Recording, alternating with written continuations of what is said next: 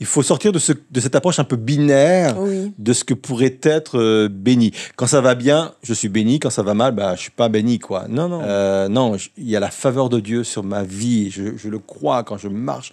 Il y a la faveur de Dieu sur ma vie. Même si je passe par des moments difficiles, c'est parce que Dieu a jugé que ces moments-là, seraient bénéfiques pour ma vie. Peut-être que je vais changer dans mon caractère. J'ai une compréhension à avoir de la révélation de Dieu, des choses de Dieu, etc. Ou peut-être ma souffrance va être une bénédiction pour d'autres. Bref.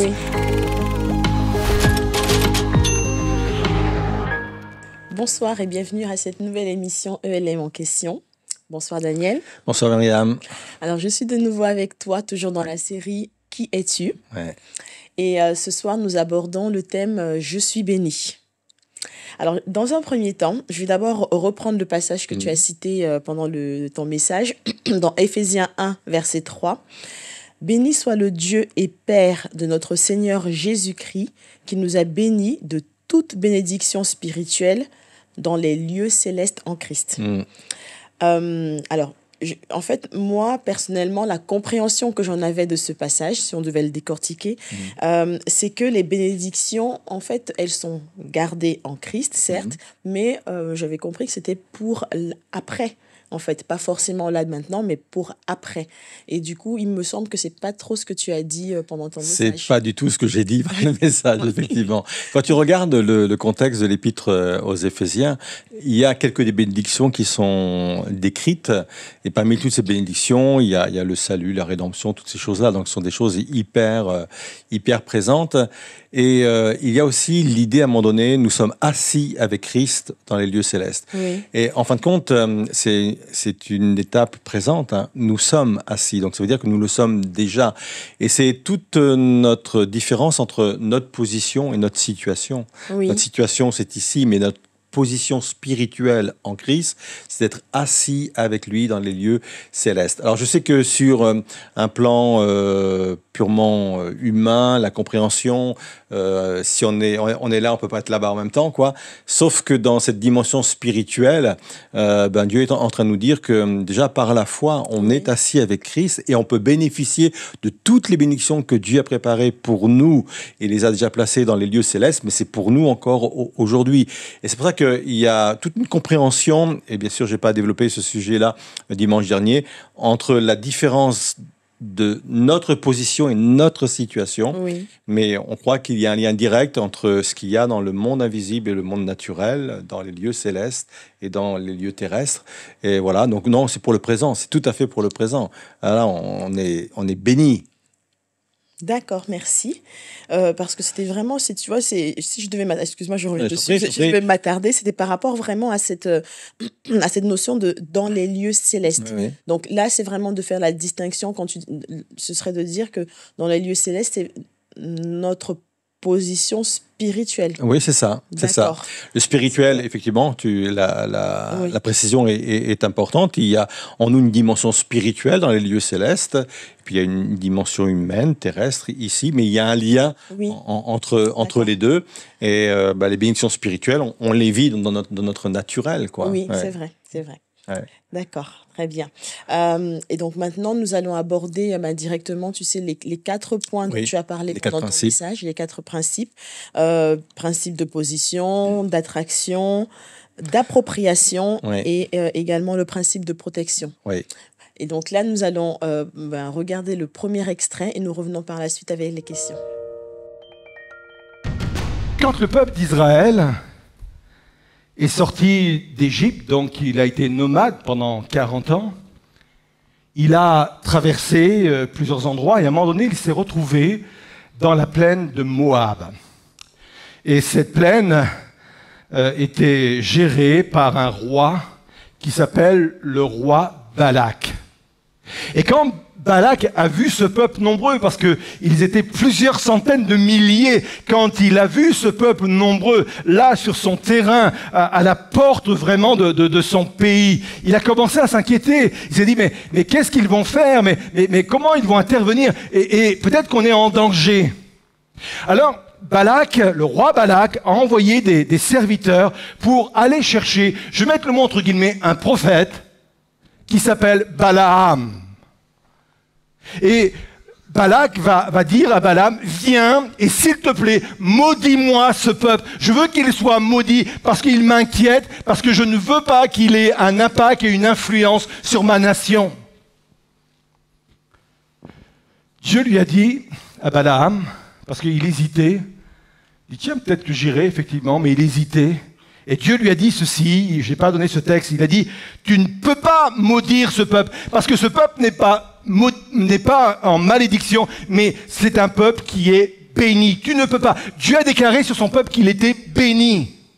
Et Balaam, alors c'est un peu complexe l'histoire, je ne vais pas rentrer dans les détails, mais attiré sans doute par l'appât du gain, l'appât de l'honneur, parce que le roi Balak lui a promis des choses quand même. Alors, il est vraiment travaillé, et à un moment donné, il arrive quand même avec Balak, et il est devant le peuple hébreu.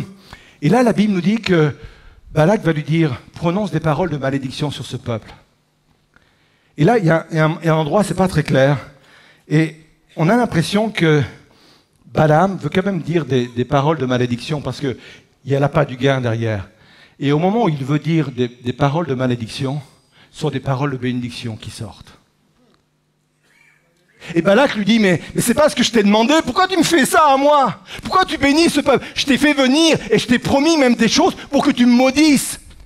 Et Balaam dit, mais moi, je voudrais bien, mais c'est impossible. À chaque fois que j'ouvre ma bouche pour maudire ce peuple, à chaque fois que j'ouvre ma bouche, ce sont des paroles de bénédiction qui sortent pour bénir le peuple qui est à la porte de ton pays. Arrête de dire que tu es maudit ou maudite. Dieu a déclaré que tu faisais partie de son peuple, que tu faisais partie de ses enfants, et ton statut aujourd'hui est « Je suis béni ». Et à cela, on veut donner une parole et on veut donner aussi une main d'acclamation. C'est mon statut, c'est mon identité. Repousse toute idée de malédiction. Je suis un peuple béni. C'est ma position, principe de position. Alors donc, par rapport au principe donc, de position, c'est lié à notre statut d'enfant de Dieu. Et dans ton message, tu as dit, et tout à l'heure dans l'explication, notre bénédiction, elle est actuelle et elle est acquise. Mais dans ces cas-là, ma question serait, on va dire, je pense une question assez commune, c'est comment se fait-il qu'un enfant de Dieu puisse souffrir? Ah oui. C'est pour ça que j'ai pris l'exemple de Joseph, parce que quand on regarde le déroulement de la vie de Joseph, il a dû souffrir effectivement au fond du puits, quoi, moralement, mais physiquement aussi. Oui. Il a dû souffrir effectivement quand il s'est retrouvé humilié comme cela sur le marché pour être vendu comme esclave. Oui. Donc il a connu forcément la souffrance de la prison, du rejet, tout ce que tu veux. Mais ça n'empêche pas que c'est un homme béni, quoi. Et c'est pour ça que la bénédiction prend sa source ailleurs que dans ce qui peut nous arriver. Oui. Il était convaincu qu'il avait la faveur de Dieu, mais que la bénédiction aussi était avec lui. C'est pour cela que même au sein de la maison de Potiphar, Dieu l'a béni, au point que tout lui réussissait. Il était quand même esclave. Oui, oui. Donc même dans l'esclavage, qui n'est pas une bénédiction en soi, Dieu le bénissait quand même. Et puis pareil dans la prison, quoi, parce qu'il a eu des responsabilités très vite dans la prison, parce que tout ce qu'il faisait, il réussissait. Donc certes, la prison, c'est pas une bénédiction telle qu'on l'entend, nous humainement parlant, oui. Mais Dieu le bénissait dans cet endroit-là.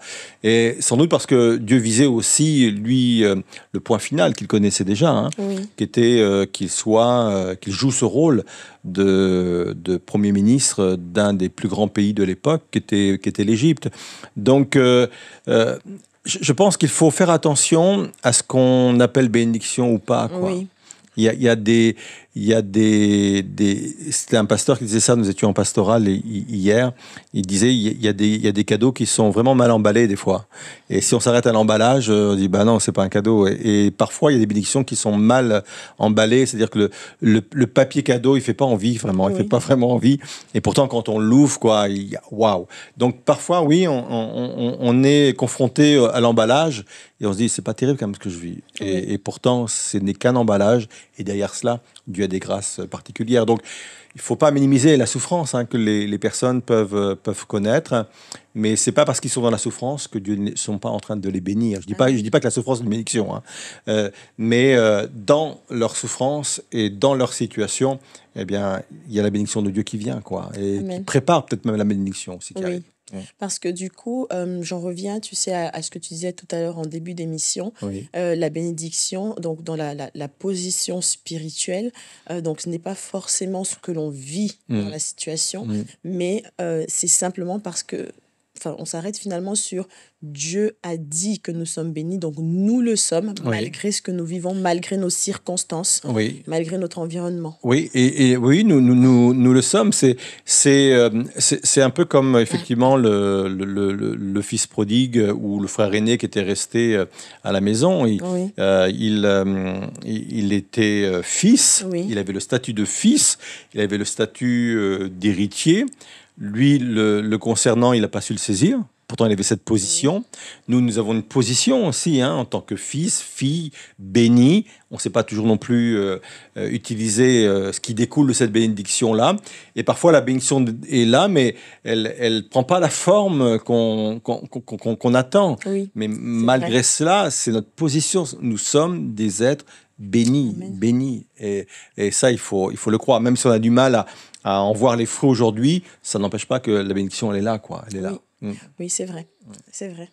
Et donc là, il y a quelques semaines en arrière, lorsqu'on a fait la précédente émission, on a parlé des personnes qui avaient hérité de prénoms ou de noms qui les vouaient en fait à Satan, on va le dire.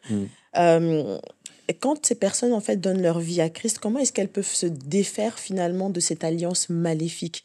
Comment dire, voilà, je suis béni malgré le fait que tous les jours, quand on va les nommer, quelque part, on est en train d'appeler cette malédiction sur leur vie. Comment est-ce qu'elles peuvent se savoir bénies? Oui. Alors, la bénédiction n'est pas rattachée au nom, au prénom, mais parfois, on l'avait effectivement partagé ensemble, dans certains cas vraiment particuliers, où on a donné un prénom avec une origine particulière, dans un but particulier. Changer de prénom, c'est pas un problème, et pourquoi pas, il faut le faire. Alors, je crois à cette parole, effectivement, que si quelqu'un est en Christ, il est une nouvelle création, toutes choses sont devenues nouvelles, etc., etc. Néanmoins, chacun arrive avec son cursus aussi, son parcours. Parfois, il y a besoin d'une délivrance pour couper court avec toute cette malédiction dont je parlais aussi dans le message de dimanche. Donc, ça peut se faire par ce qu'on appelle une délivrance. On pratique, quand c'est nécessaire, dans l'Église, cette délivrance pour couper vraiment tout lien avec le passé, maléfique ou autre. Parce que si on croit au monde de lumière, il y a un monde de ténèbres. Si on croit en Dieu, on croit au diable aussi. Et parfois, quand des personnes ont eu aussi des parcours un peu particuliers, ayant touché à tout un domaine occulte, nous avons une démarche dans l'Église, c'est ce qu'on appelle, on fait un inventaire spirituel des gens. On leur donne une feuille avec toute pratique qui a été recensée par un pasteur avec lequel nous collaborons, qui s'appelle Richard Maurice, vraiment un ministère ancré sur tout le monde spirituel. Il y a l'inventaire de tout ce que quelqu'un a pu pratiquer dans le passé, ce soit lié à ses pratiques personnelles ou sur le plan familial, etc. Il coche tout ce qu'il a pu pratiquer. Une fois qu'il a coché cela, avec lui, on lui fait confesser chaque pratique, spécifiant que il le faisait par ignorance et que on lit tout impact que pourrait avoir encore cette pratique sur lui. Et on fait ça pour chaque cas, chaque situation qu'il a lui-même notée, pour simplement fermer les portes derrière soi. On croit à la puissance de l'évangile qui transforme des vies, mais on croit aussi que Dieu demande parfois de nous arrêter. Comme ça, on ferme la porte. On ferme la porte. Et ce sont autant de liens qu'on peut fermer et s'aventurer avec Dieu en nouveauté de vie. Donc, oui, je pense que c'est important. Donc, c'est pas forcément lié au nom ou au prénom par lui-même, Oui. mais peut-être à des engagements passés, effectivement, des vies passées, Oui. où là, il faut vraiment fermer toutes les portes. Ouais. D'accord. Ouais. Et du coup, cet exercice, cette pratique, Oui. c'est sur la base peut-être de la parole qui dit ce qui est lié sur la terre sera lié au ciel et ce qui est délié sur la terre est délié dans le ciel. Ça en fait partie, Oui, effectivement. oui. Ça en fait partie également, effectivement. Moi, j'interprète ce passage comme des décrets, comme Oui. des autorisations, en fin de compte, qui ont été données à l'adversaire de nos âmes, au monde des ténèbres, sur des personnes. Et ils se sentent autorisés, ce monde des ténèbres se sent autorisé à intervenir parce qu'il y a eu un pacte, parce qu'il y a eu toutes sortes de pratiques. Et notre but à nous, c'est vraiment de casser ce pacte, Amen. de briser ces liens, de briser ces décrets quelque part, pour que le monde des ténèbres n'ait plus d'ordre et n'ait plus d'autorisation à intervenir. Alors, peut-être qu'un jour, ce serait intéressant, effectivement, de faire une émission sur tout ce qui touche le monde des ténèbres, tout ce qui est démonologie, parce que c'est une théologie qu'on trouve dans la Bible, qui est enseignée dans la Bible, parce que effectivement, je trouve que c'est intéressant. On n'ose pas toujours en parler, parce qu'il y a eu des excès aussi dans ce domaine-là. Oui. On a vu parfois dans certaines théologies des démons partout, quoi, alors que c'est pas parce que j'ai mauvais caractère que j'ai le démon du mauvais caractère. Et j'exagère à peine quand je dis ça. D'accord. Oui. Voilà, tout travers, c'est forcément lié à un démon. Mais peut-être parce qu'on a voulu être trop dans le contrebalancier pour s'éloigner de tout ça, on a ignoré que c'était quand même une réalité Oui. sur laquelle il fallait vraiment se pencher, quoi. Et quand on est à la tête d'une église comme celle-ci, et tu dois t'en douter, les internautes doivent aussi s'en douter, on est confronté bien sûr à des problèmes d'ordre spirituel, Oui. d'ordre spirituel, donc il faut vraiment traiter ça. Ouais. Oui, Ouais. effectivement. D'accord. En tout cas, que Dieu te bénisse Merci. par rapport à ça. J'imagine que ça ne doit pas être évident. On va passer donc au point suivant qui concerne donc le principe d'appropriation Oui. qu'on a vu pendant le message. Deuxième principe d'appropriation. Et ce second principe doit forcément suivre le premier. Si je reste dans ce principe de position, il me manque quelque chose, il faut que je passe au principe d'appropriation. Ce principe est vraiment un principe biblique pour s'approprier les choses que Dieu nous a déjà acquises. Et c'est sans doute dans Romains 6, verset 11, que ce principe est le mieux expliqué. Il est attribué à la mort de Jésus-Christ à la croix, et il est dit ceci: « Ainsi, vous aussi, considérez-vous comme morts pour le péché et comme vivants pour Dieu dans l'union avec Jésus-Christ. » Et on revient au début, parce que c'est important. Considérez-vous comme morts pour le péché. Ça veut dire que une fois que je suis né de Dieu, je dois me considérer que face au péché, je suis mort parce que Dieu est mort pour moi et il est ressuscité pour une nouvelle vie. Et le mot ici, considérez-vous, c'est le mot grec qui veut dire lokizomai. Et lokizomai est vraiment important, c'est un principe d'appropriation, c'est penser comme si vous étiez mort. C'est raisonner comme si vous étiez mort. Estimez-vous comme mort au péché. Regardez-vous comme mort au péché. Et le lokizomai s'applique aussi pour s'approprier la bénédiction. Et c'est vraiment important ce principe d'appropriation. Je dois penser en personne bénie. Ça doit faire partie de ma pensée. Je dois raisonner comme une personne qui est bénie. Je dois m'estimer comme une personne qui est bénie. Je dois me regarder comme une personne qui est bénie. C'est un principe d'appropriation. Et ça n'a rien à voir avec la méthode Coué, avec la pensée positive, avec l'auto-persuasion. Ça n'a rien à voir, parce que dans ces cas-là, je m'approprie ce que mon cœur désire, mais dans le cas de la parole de Dieu, je m'approprie ce que Dieu a déclaré sur ma vie. Et c'est pas la même chose, parce qu'il a déclaré de bonnes et de grandes choses. Alors, le principe d'appropriation. Donc, durant ton message, et là particulièrement cet extrait, tu nous redis « penser en personne bénie ». Alors, en fait, on a déjà beaucoup échangé par rapport à la méthode Coué, la pensée positive, ce genre de choses. Et ce n'est pas du tout le sujet, parce que là, il s'agit simplement de déclarer ce que Dieu a déjà a fait comme promesse, et non pas sur ce que je veux. Ouais. Néanmoins, il y a des versets en fait dans la Bible où parfois, selon les théologiens, on n'a pas forcément assez de les approprier parce que ça concerne les personnes qui l'ont vécu à ce moment-là. Une fois, par exemple, j'avais entendu, c'était dans Acte 16, verset 31. Je vais lire le verset et je replace le contexte. Donc, crois au Seigneur Jésus et tu seras sauvé, toi et ta famille. Et là, c'est Paul et Silas qui sont en prison et qui louent le Seigneur. Et après, donc, les prisons s'ouvrent. Et il y a le gardien, l'un des gardiens qui était là et qui voit tout ça et qui, je pense, est un petit peu effrayé de ce qui peut lui arriver.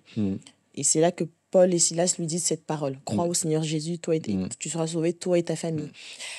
Ma question, du coup, parce que du coup, moi, j'aimerais bien le vivre pour ma famille, au sens large. Est-ce que je peux me l'approprier? Est-ce qu'on peut se l'approprier, dire que je suis sauvé, donc forcément, ma famille l'est également? Est-ce que ça, on peut... C'est une très bonne question, parce que c'est souvent cet exemple-là, effectivement, qui est utilisé. Il faut dire, Dieu me l'a promis que je serai sauvé, moi et ma famille. Et effectivement, il faut faire attention dans la parole de Dieu entre ce qui peut être le logos et le réma. Le logos, c'est la parole, effectivement, qui est adressée à tout le monde, quoi, qui est une parole générique, on va dire comme ça. Le réma, qui est une parole vraiment particulière à la personne. Et dans une parole logos, Dieu peut me donner mon propre réma. Il me dit, cette parole-là, elle est pas simplement générale, elle est vraiment pour toi. Ça se passe entre Dieu et moi. Effectivement, c'est l'exemple que tu cites. Je peux pas me baser en disant il est écrit que je serai sauvé, moi et ma famille, parce qu'il l'a donné à une personne en particulier.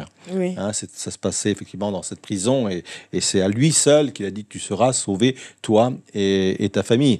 Il y a plein d'exemples dans la parole de Dieu. Au prophète, à un moment donné, et je ne vais pas rentrer dans les détails, il va lui dire d'aller se marier avec une prostituée.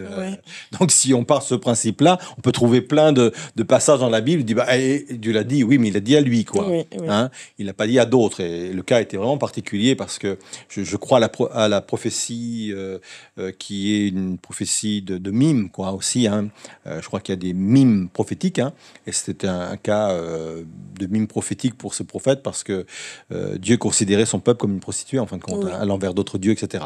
Bref, tout ça pour dire que, effectivement, ça peut être piégeant que d'aborder la Bible comme cela. Maintenant, Dieu peut mettre en moi, la conviction que oui, tu seras sauvé, toi, ta famille. Donc là, c'est un réma, et Dieu me le donne personnellement. N'empêche qu'il faut aussi garder toujours cet espoir et de croire aussi à la puissance de la prière. Quand je prie pour ma famille, quand je prie pour mes enfants, je crois que Dieu est capable de les mettre dans les conditions favorables pour qu'ils puissent le rencontrer. Après, il y a des choses que Dieu peut pas faire, qu'il soit souverain, c'est qu'il peut pas forcer quelqu'un à l'aimer, quelqu'un à l'accepter.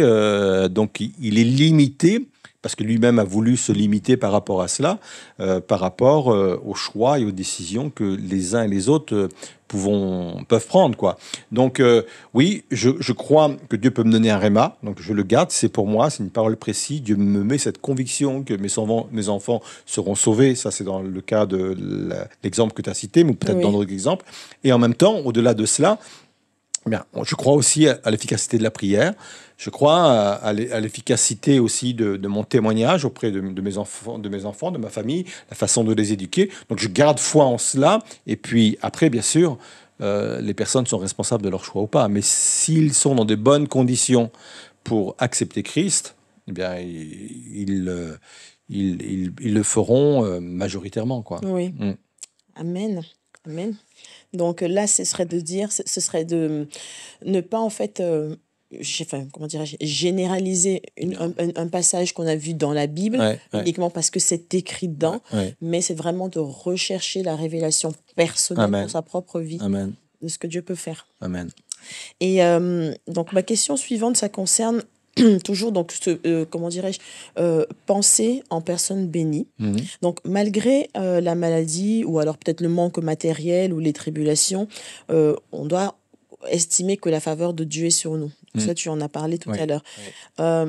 Mais est-ce que ce serait pas un petit peu, je sais pas, soit se voiler la face, soit un petit peu de l'hypocrisie, malgré nos circonstances. Et je rajouterais aussi, si jamais on reconnaît qu'on n'est pas bien, que ça va pas bien dans notre vie, est-ce que dans ce cas-là, ce serait un défaut de manque d'appropriation, justement, des bénédictions? Non, il y a toute une démarche d'authenticité qu'il faut avoir avec Dieu. Si je vais pas bien, je vais pas dire que je vais bien, quoi. Oui. Parce qu'on peut dire je vais bien par la grâce de Dieu. Ouais, c'est ça. Ouais, c'est ça. Et encore, il y aurait beaucoup de choses à dire sur ce type de réplique. Je dis bien sur ce type de réplique, pas sur la grâce de Dieu. Si on passe par un moment difficile et que on m'interroge, oui, je peux dire que c'est compliqué, quoi. Et c'est pas confesser quelque chose de mal que de dire non, en ce moment c'est compliqué. Ou vous avez des gens qui osent même pas dire je suis malade parce qu'ils ont peur de donner du crédit à la maladie. Non, je suis malade, quoi. Point final, quoi. Non, donc effectivement, il faut être authentique par rapport à cela. Mais encore une fois, même si je suis malade, ça n'empêche pas que je suis béni, quoi. Oui. Parce que même au-delà du corps, mon âme, elle est sauvée, quoi. Amen. C'est une vraie bénédiction. Au-delà du corps, Dieu porte un regard favorable sur moi. C'est pour ça qu'il faut tout regarder à la lueur de l'éternité, quoi. Il faut tout, même si ma mort peut glorifier Dieu, mais quelle bénédiction, quoi. Donc, effectivement, il faut sortir de cette approche un peu binaire de ce que pourrait être béni. Quand ça va bien, je suis béni. Quand ça va mal, je suis pas béni, quoi. Non. La bénédiction, ça, c'est loin d'être binaire, quoi. Non, il y a la faveur de Dieu sur ma vie. Je le crois quand je marche. Il y a la faveur de Dieu sur ma vie, même si je passe par des moments difficiles. C'est parce que Dieu a jugé que ces moments-là, seraient bénéfiques pour ma vie. Peut-être que je vais changer dans mon caractère. J'ai une compréhension à avoir de la révélation de Dieu, des choses de Dieu, etc. Ou peut-être ma souffrance va être une bénédiction pour d'autres. Bref, jamais oublier, occulter le fait que la faveur de Dieu repose sur moi. Quand je traverse la vallée de l'ombre et de la mort, je ne pense pas que c'est un moment agréable. On n'a pas envie de planter sa tente là, quoi. La faveur de Dieu est sur ma vie, quoi. La faveur de Dieu. Et il faut toujours se considérer comme la faveur de Dieu sur ma vie, quelles que soient les circonstances. Ça ne retire pas la faveur de Dieu sur ma vie, quoi. Ouais. Amen. Et est-ce que tu pourrais nous citer quelques promesses de la Bible qui concernent à coup sûr tous les humains? Dieu veut que tous les hommes soient sauvés. Oui. Déjà, c'est... de par je te piège, et s'il y en a d'autres. Oui, quand il dit « faites connaître vos besoins à Dieu », il le dit à tous, en fin de compte. Faites connaître vos besoins à Dieu. Ça sont autant de promesses qui sont pour tous, qu'on peut tous s'approprier. Et effectivement, il y en a plein de cet ordre-là. Dieu veut que tous les hommes soient baptisés dans le Saint-Esprit également. Voilà, donc toutes ces promesses, elles sont génériques parce que, c'est dit dans des épîtres pour l'Église. Et quand une lettre est écrite à l'Église d'Éphèse, par exemple, d'ailleurs, entre elles, il devait se passer les lettres. Oui.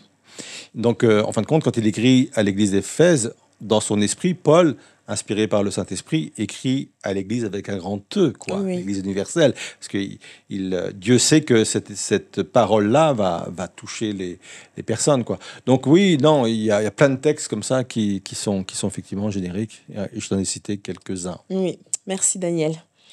Nous allons passer au principe suivant, qui est le principe d'attraction. Oui. À tout de suite pour les questions suivantes. Premier principe, donc, principe de position. Second principe, principe d'appropriation. Et troisième principe, principe d'attraction. Ce principe peut se résumer de cette façon. On attire toujours à soi ce que nous avons en nous. Principe d'attraction. Moi, j'ai toujours été impressionné par la vie de Jean-Baptiste. Jean-Baptiste, sa vie ressemblait dans un premier temps à un ermite. Il vivait dans le désert. Il se nourrissait de sauterelles, de miel sauvage. Je pense que c'était le premier écolo. Il était habillé de poils de chameau. Et puis voilà, il vivait comme cela. Il n'avait rien vraiment pour attirer les gens, il n'avait rien pour attirer la foule. La Bible nous dit même qu'il n'a jamais fait de miracle. Il n'a accompli, contrairement à Jésus, aucun miracle. C'était le gars sans importance, c'est le gars, on serait passé devant lui sans même le regarder. C'était vraiment quelqu'un d'étrange. Rien n'attirait. Et pourtant, les gens allaient en foule vers lui. Les gens allaient dans le désert pour le rencontrer. Tout simplement parce qu'il y avait en lui ce principe d'attraction. C'est un homme qui a tellement reçu la bénédiction de Dieu. C'est tellement un homme qui s'est construit de la bénédiction de Dieu. On se souvient quand il était enfant, il a tressailli même dans le sein de sa mère. Il y avait une onction particulière, une bénédiction particulière. Il y avait une telle bénédiction en lui que ce qui était en lui attirait les gens vers lui. C'est le principe d'attraction. Alors Daniel, par rapport à ce passage, donc je vais commencer, tu commences à me connaître avec mes questions. Oui. Et j'aime bien parfois avoir des exemples concrets. Oui. Donc on a parlé beaucoup de bénédiction et je voulais savoir en fait, c'est quoi avoir la bénédiction de Dieu en soi déjà? Avoir la bénédiction en soi. Tu fais allusion au fait que ce qui est en nous attire des choses de la même nature à l'extérieur, c'est ça.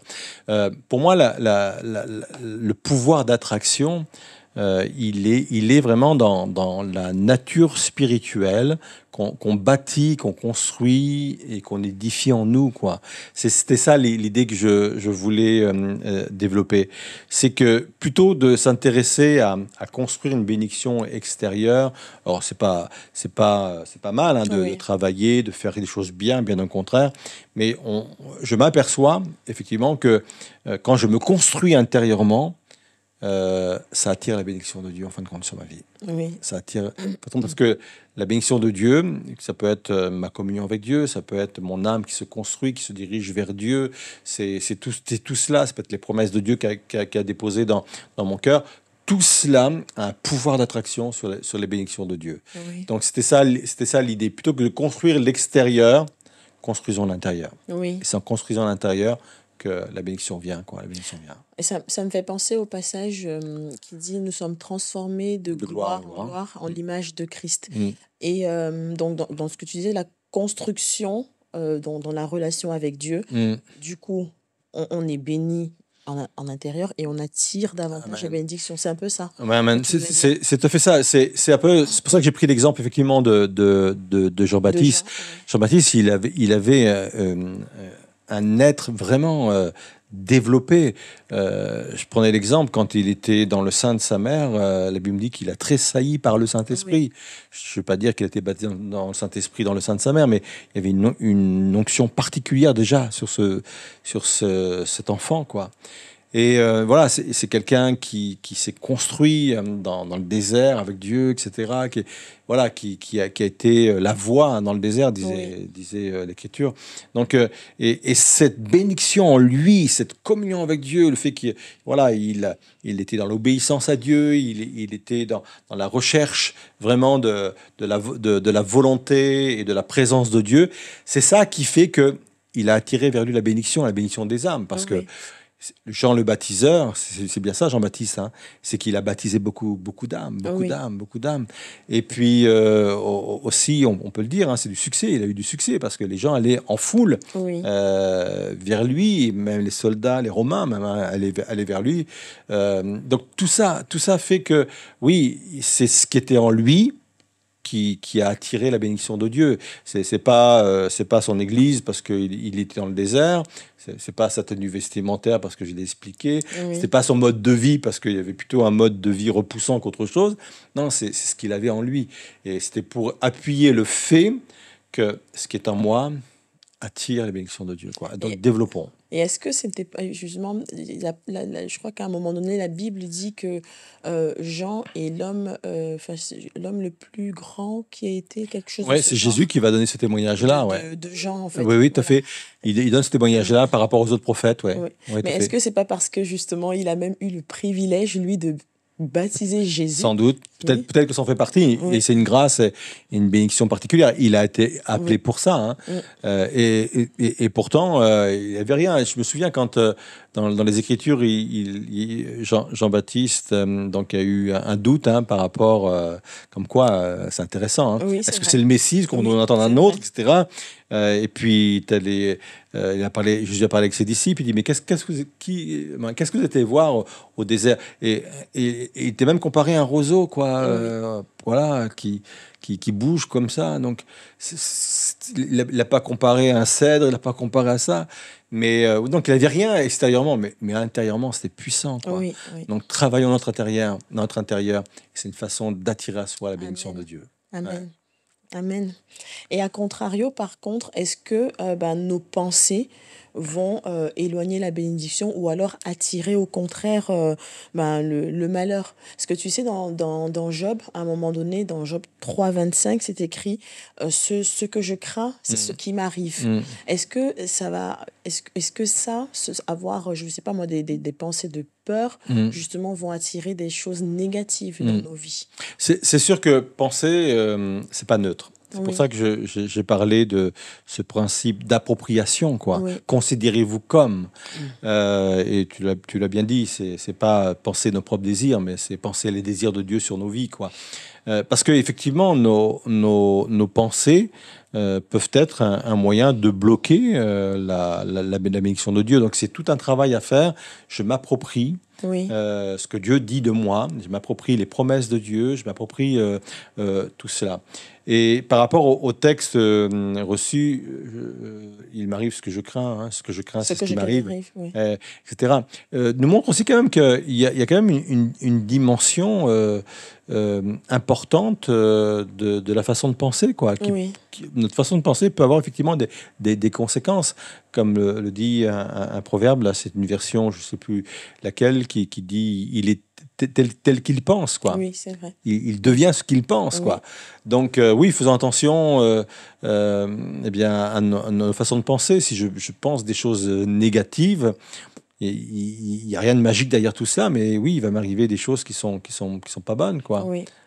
Oui, ça nous ramène véritablement, finalement, à notre, comment dirais-je, à la capacité que Dieu a mise en nous, finalement, alors, dans une certaine mesure, bien entendu, le pouvoir de nos pensées, le pouvoir de nos paroles également. Ah oui, tout à fait. Donc, on pourrait se dire, basons nos vies sur, comme c'est écrit dans Philippiens, que tout ce qui est pur, tout ce qui est honorable, que tout ce qui est vrai soit constamment l'objet de nos pensées, pour qu'on puisse justement rentrer dans un cycle vertueux. Tout à fait, nourrir nos pensées.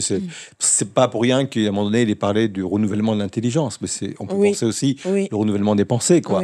Parce qu'on est quand même guidé par nos pensées. Il y a toujours une intention, à un moment donné, de nos actes, toujours une intention qui découle d'une pensée, quoi. Donc, un jour, quelqu'un a eu la pensée d'envoyer les hommes sur la Lune, et puis c'est arrivé, quoi. Donc là, c'est là qu'on voit la puissance de la pensée, quoi. Et ce qui est vrai pour des choses semblables, l'est aussi dans le domaine spirituel et dans le domaine négatif aussi. Et dans le domaine négatif, oui. D'accord, mais après, on n'a pas non plus, je pense, à se sentir coupable lorsqu'il y a des choses négatives qui nous arrivent. C'est pas forcément parce qu'on n'a pas été assez positif dans nos pensées. Oui. Merci Daniel. Donc maintenant, nous allons passer au principe suivant qui est le principe de protection. Et enfin, principe de protection. Vous savez, la Bible n'est pas le seul écrit historique de tout ce qui s'est passé du temps du peuple hébreu, par exemple. Beaucoup de choses ont été écrites et qui n'ont pas été retenues dans le canon de la Bible, mais c'est pas un problème. Ce sont des documents historiques extrêmement intéressants que souvent les rabbins juifs utilisent. Et on a retrouvé de nombreux écrits qui correspondent à la période des patriarches. Et puis, on a trouvé cet écrit qui raconte que les rois des peuples du pays promis le pays qui est devenu le pays d'Israël aujourd'hui, il y a des écrits qui nous racontent que tous ces rois-là venaient au bord du désert, et encore une fois, n'imaginez pas le désert avec des milliers de kilomètres. Israël, c'est petit. Hein. Et des écrits nous racontent que les rois de ces peuples, là, les Jébusiens, tout ça, vous savez, les Cananéens, tout ça, là, ils venaient aux frontières du désert et ils assistaient au spectacle de la manne. Quand Dieu envoyait la manne, la bénédiction du ciel sur le peuple d'Israël, et parfois même de la viande avec des cailles, on connaît cette histoire.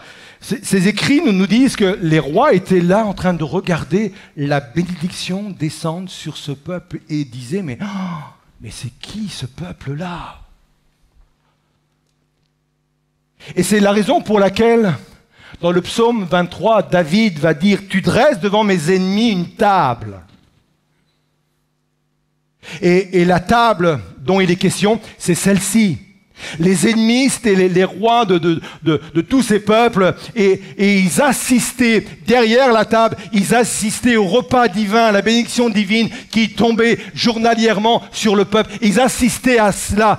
Et la Bible nous dit que la conséquence de cela, c'est qu'ils sont rentrés dans une terreur, nous dit une version. Même une autre version dit qu'ils ont été en panique quand ils ont vu cela, parce qu'ils se sont dit, mais ce peuple-là, il est à part, il n'est pas comme les autres. Et les ennemis ont pris peur. C'est pour cela qu'ils sont barricadés. C'est pour cela qu'il y avait une réputation qui a commencé à s'étendre dans le pays promis.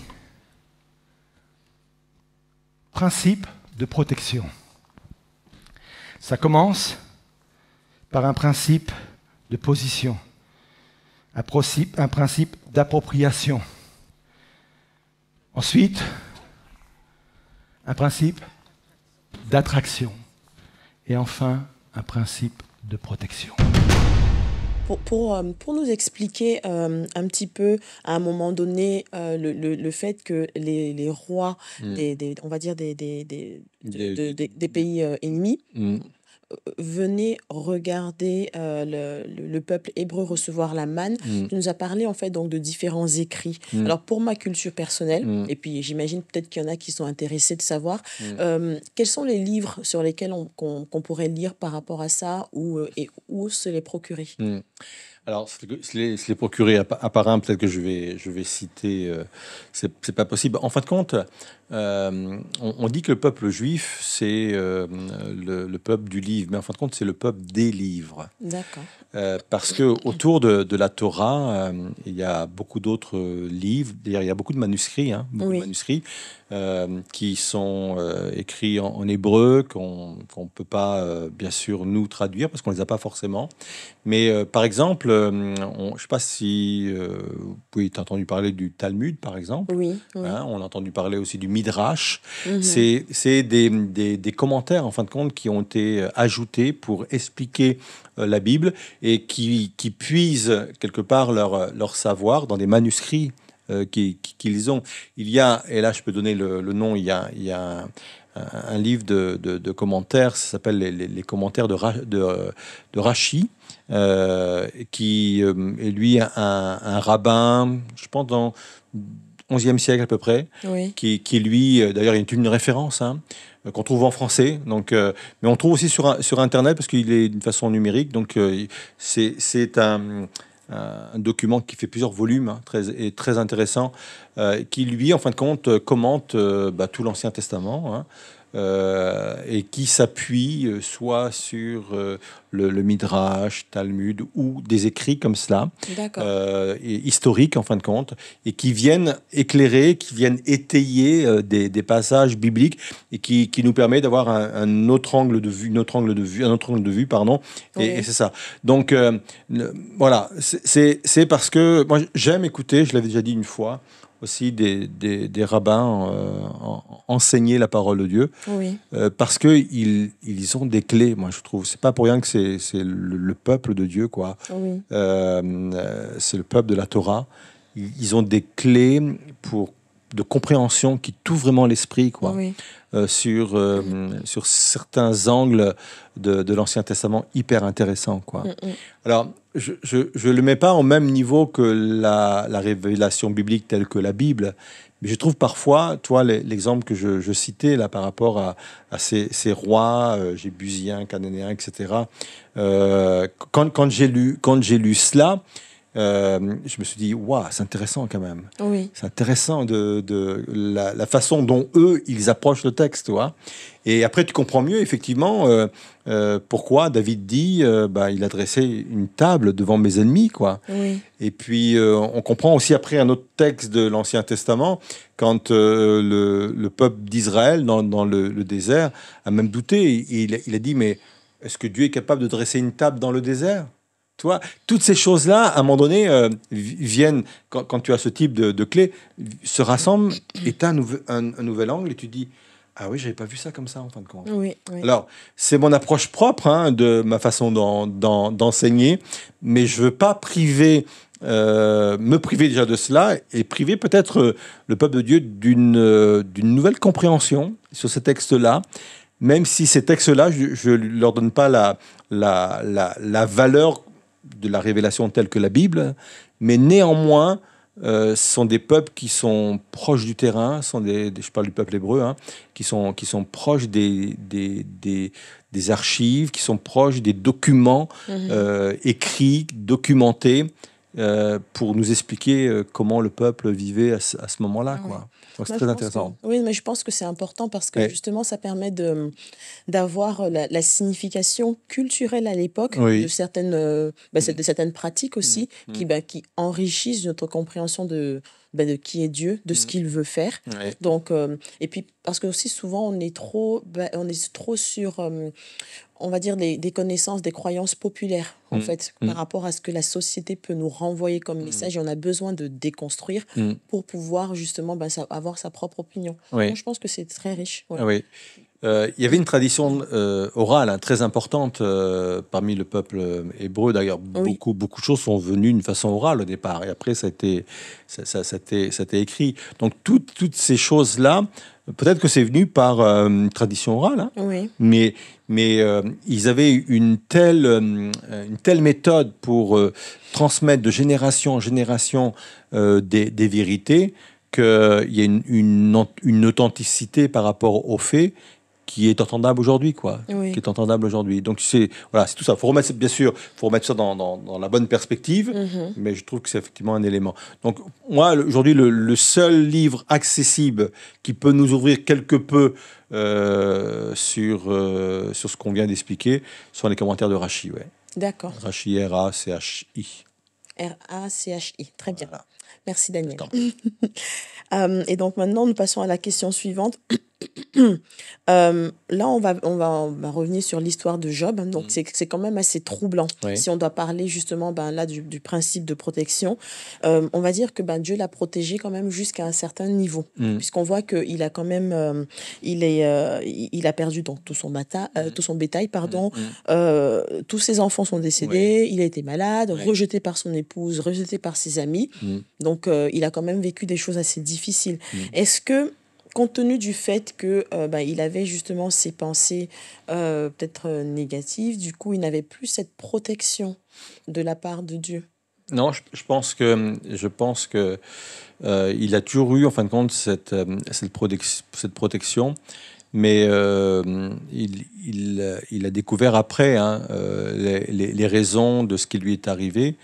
Nous, on a entre nos mains tout le livre de Job. Lui, il l'a connu au fur et à mesure, quoi. Nous, on voit quand on lit qu'il y a eu quelque part, pas un deal, j'aime pas le mot, mais il y a une conversation entre le diable et Dieu par rapport à la vie de Job.